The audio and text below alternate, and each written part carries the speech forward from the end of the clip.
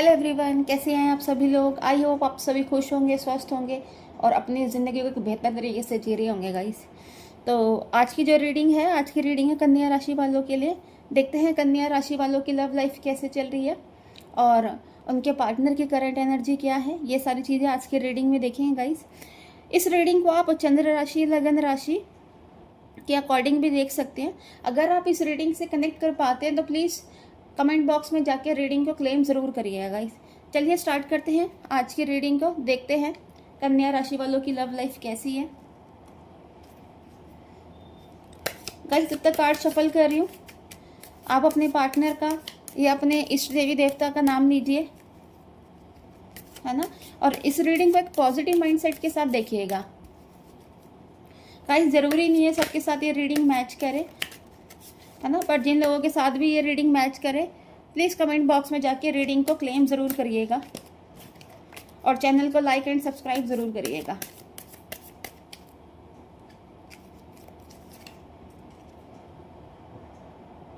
Six of pentacles, the magician and three of swords.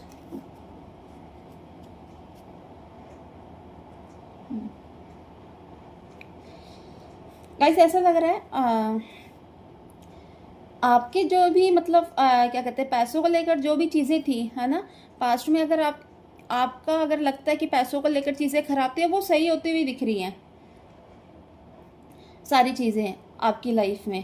पर कहीं ना कहीं ऐसा लग रहा है कि जैसे कि आपके अंदर ना थोड़ी सी चालाकियाँ आ गई हैं, है ना।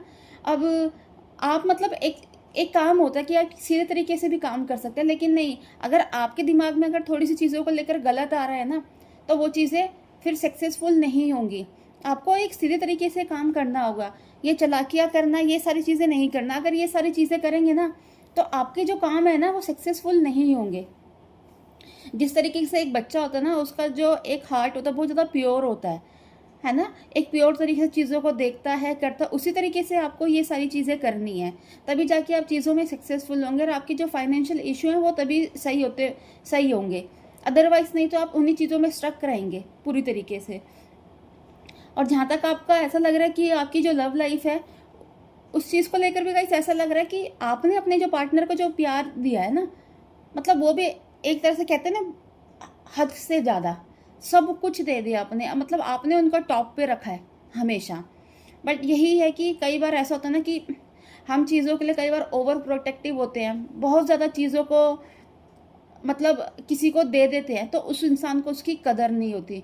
तो सेम वही चीज़ आपके साथ हुई है कि आपने चीज़ों को इतना ज़्यादा मतलब अपने पार्टनर को इतना ज़्यादा प्यार दे दिया, इतना ज़्यादा केयर दे दी, उनको आपकी इसी वजह से कदर नहीं हुई।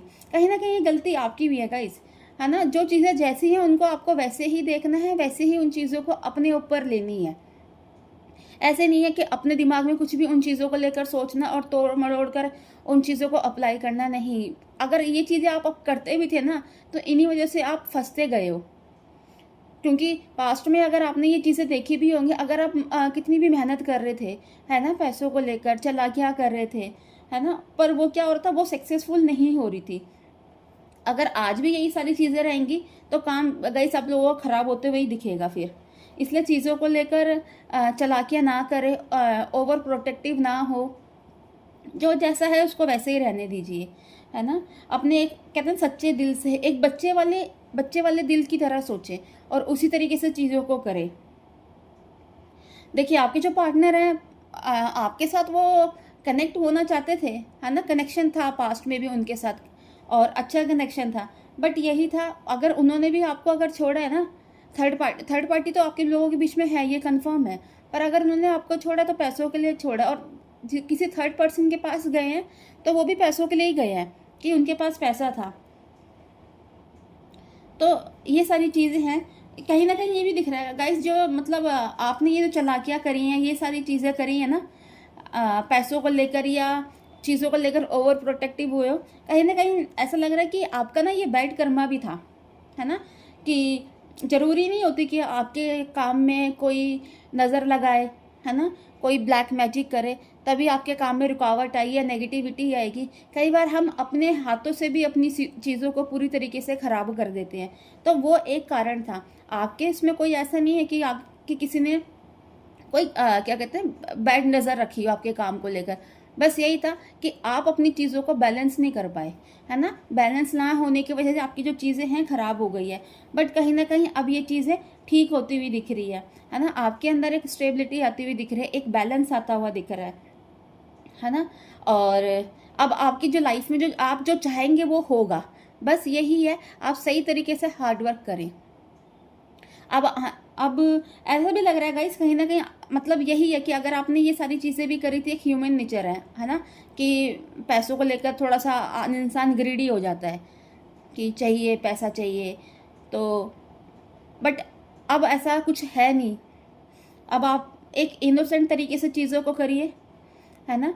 और बिना कुछ मतलब चालाकियाँ करे, है ना, बिना कुछ कहते हैं मतलब षड्यंत्र करे हुए अपने जैसे चीज़ों को एक सीधे तरीके से करें, तो आप इन चीज़ों से बाहर निकल पाएंगे और आपकी लाइफ में सारी चीज़ें ठीक होंगी।